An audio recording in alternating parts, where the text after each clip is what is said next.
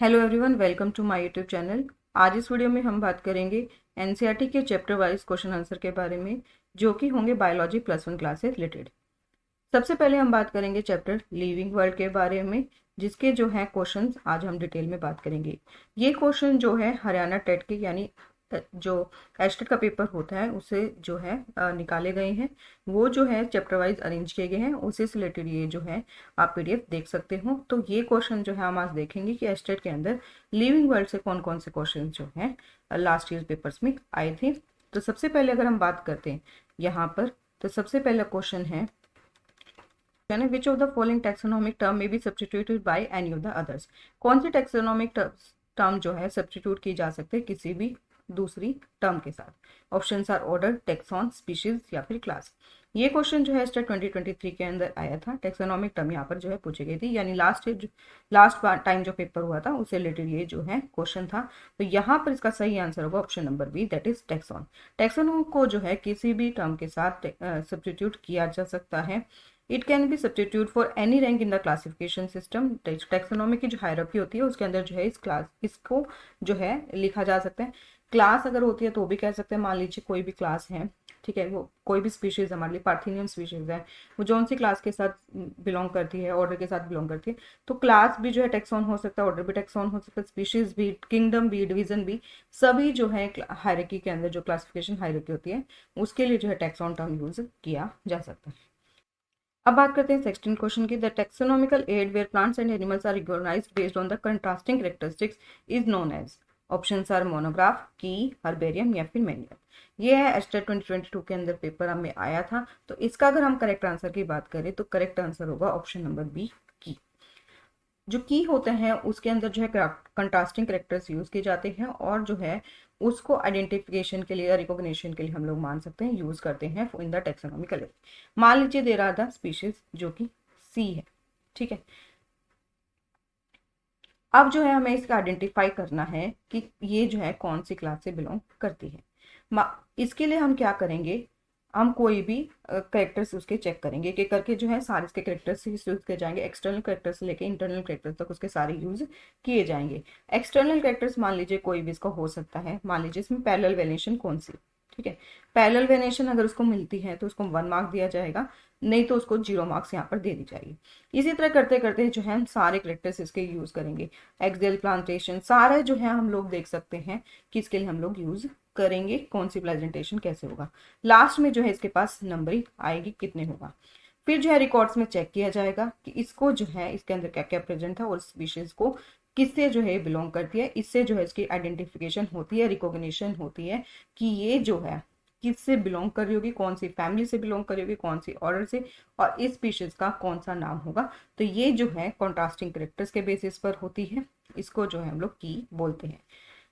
अगर हम बात करें यहाँ पर जो कॉन्ट्रास्टिंग कैरेक्टर्स की जगह मतलब जो आइडेंटिफिकेशंस हैं, आइडेंटिफिकेशन के अंदर तो यूज की जाती है, बट साथ ही साथ में अगर हम बात करें तो नई स्पीशीज को भी रिकॉग्नाइज करने में ये जो हेल्प करती है। नई स्पीशीज का अगर मान लीजिए कोई भी रिकॉर्ड्स में नहीं मिलती है और इसके जो है नंबरिंग कुछ और आती है, तो बाद में इसको अलग नाम दिया जाएगा based on their characters and the identification. फिर जो इसका उसको जो है रिकॉर्ड में रख दिया जाएगा। तो इस तरह से इसको नई स्पीशीज के लिए रिकॉग्नाइज भी किया जा सकता है और पुरानी स्पीशीज के रिकॉर्ड के साथ चेक भी किया जाता है। नेक्स्ट क्वेश्चन है select the incorrect statement in reference to the binomial nomenclature. कौन सी स्टेटमेंट जो है इनकरेक्ट है बाइनोमियल नोमेनक्लेचर से रिलेटेड।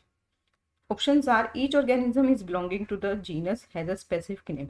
जो भी ऑर्गेनिज्म एक जीनस से बिलोंग करता है उसका एक स्पेसिफिक नेम होता है। यस, इट इज ट्रू कि उसका एक स्पेसिफिक नेम होता है। Same specific name can be given to the organisms belonging to different gender.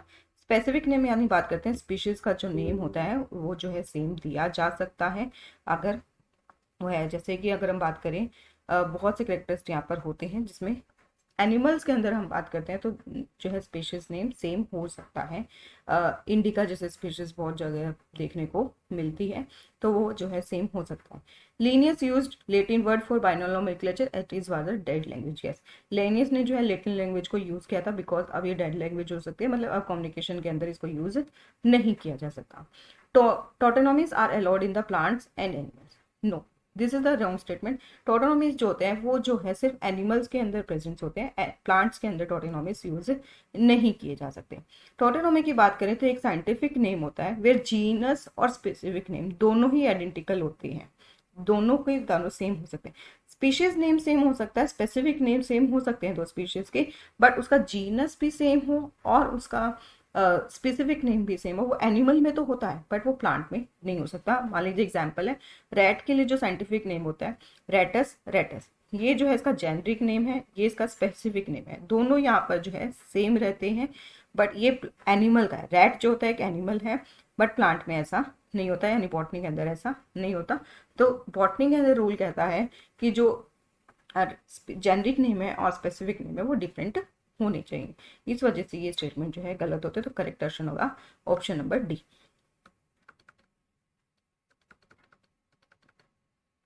Next question है ethnobotany is branch of botany that deals with archaea, botany of plants presents in various hotspots, branch of botany that deals with relationship between tribal people and the plants, या फिर botany of lower plant groups. ये question जो है इससे 2019 के अंदर आया था। तो यानी लिविंग वर्ल्ड वाले चैप्टर से एक क्वेश्चन हर साल जो है यहाँ पर पूछा जा रहा है। तो इथनोबॉटनी की बात करें कि जो किस तरह से जो लोकल पीपल्स होते हैं वो प्लांट्स को यूज करते हैं for their culture and the traditions, तो उसको हम लोग बोलते हैं एथनोबॉटनी। ये जो है प्लांट प्रिजर्वेशन में भी बहुत हेल्प करती है, क्योंकि जो लोकल पीपल होते हैं उनको पता होता है कि स्पीशीज को प्रिजर्व कैसे किया जाता है, उनका जो किस तरह से वो काम करती है। बहुत जो है हमारा आयुर्वेद इसके ऊपर है, लोकल लोगों को जो है काफ़ी जानकारी होती है इससे रिलेटेड। तो इसी ब्रांच को हम लोग बोलते हैं एथनोबॉटनी। इसका करेक्ट ऑप्शन होगा option number C, that is branch of botany that deals with relationship between tribal people and the plant.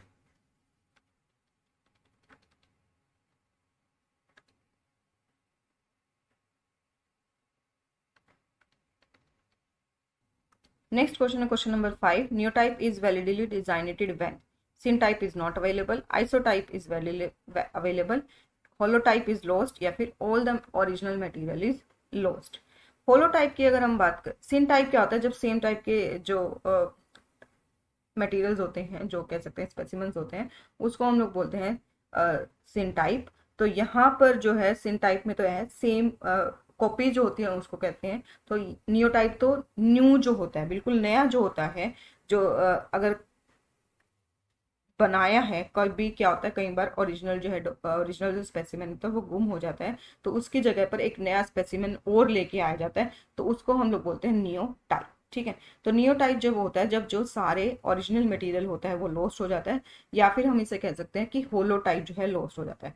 Holotype का अगर हम बात करें, वहां पर भी जो है ओरिजिनल मटेरियल के लिए जो है इसको यूज किया जाता है। होलोटाइप जो होता है वो ओरिजिनल मटेरियल्स होते हैं। ठीक है, तो नियो टाइप तब यूज किया जाता है जब सभी तरह के जो है ओरिजिनल मटेरियल खत्म हो जाते हैं। ठीक है, तो इधर जो है बोर्ड ने अगर आंसर की बात करी थी तो वो दिया था option number D, that is all the original material is lost. But अगर बात करें तो इसका जो है सी और डी दोनों ही होना चाहिए कि होलोटाइप भी जो है लॉस्ट में ही आता है, होलोटाइप ओरिजिनल स्पेसिमेन ही होता है। नेक्स्ट क्वेश्चन है question number 6। The taxonomic category class is between order and family, kingdom and phylum, order and genus, या डिवीजन एंड ऑर्डर। तो क्लास जो है इसने पूछा है कि किस किस के बीच में ये प्रेजेंट होती है। एस्टेट 2018 के अंदर ये जो क्वेश्चन पूछा गया था। तो इसकी अगर हम बात करें तो सबसे पहले हायर हायरार्की होते हैं किंगडम, फिर होता है फाइलम या फिर division in plants, class, order, family, genus and species.